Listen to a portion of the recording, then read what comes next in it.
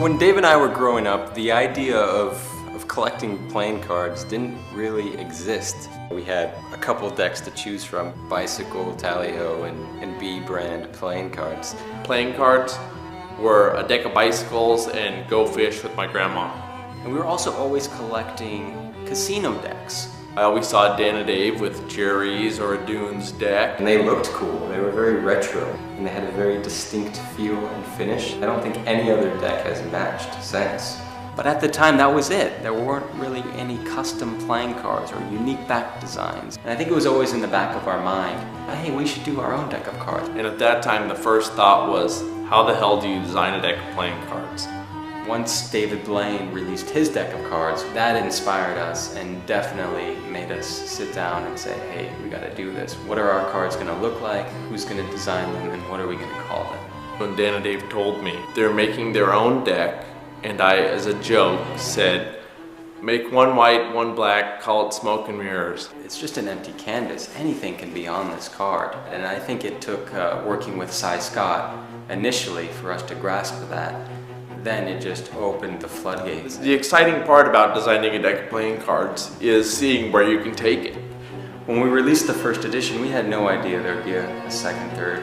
Initially, I don't even think the thought of selling it occurred to us. The first time I ever heard of a playing card deck being sold for over $100, I looked and saw what it was. It was a Smoke and Mirrors deck. I couldn't believe it. We used to use those as just like normal cards. We had no idea they would spawn this entire collectible market. It's something that, you know, went way bigger than we ever expected. It's amazing the recognition and the support the cards have had over the years. The Smoke and Mirrors were designed for magicians and cardists. They were designed to be used, you know. We built them to last, to be beautiful, to fan well, to shuffle well.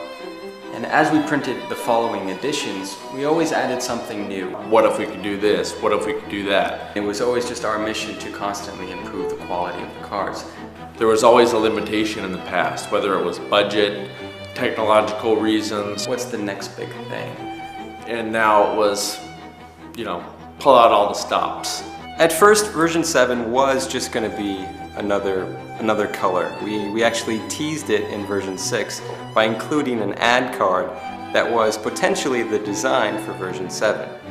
But after that was released and after really thinking about it, we decided that no, we had to do something really special. We wanted to really say farewell to the brand, to the franchise. We really wanted to satisfy our fans and the collectors of our cards.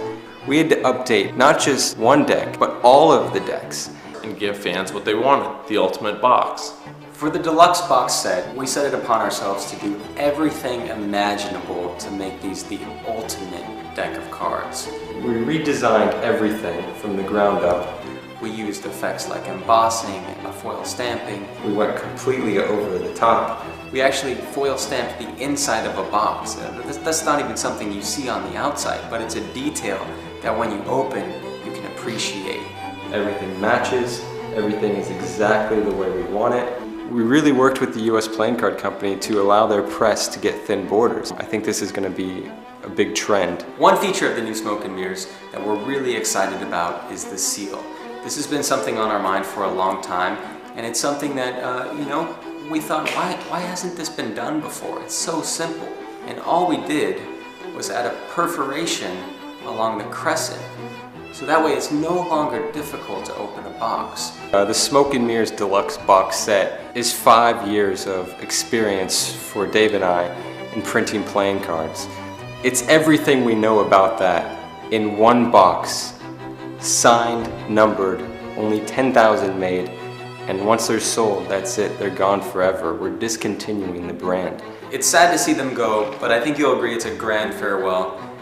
The Smoke and Mirrors were a fantastic run. We thank you for that, and we hope you enjoy this final edition.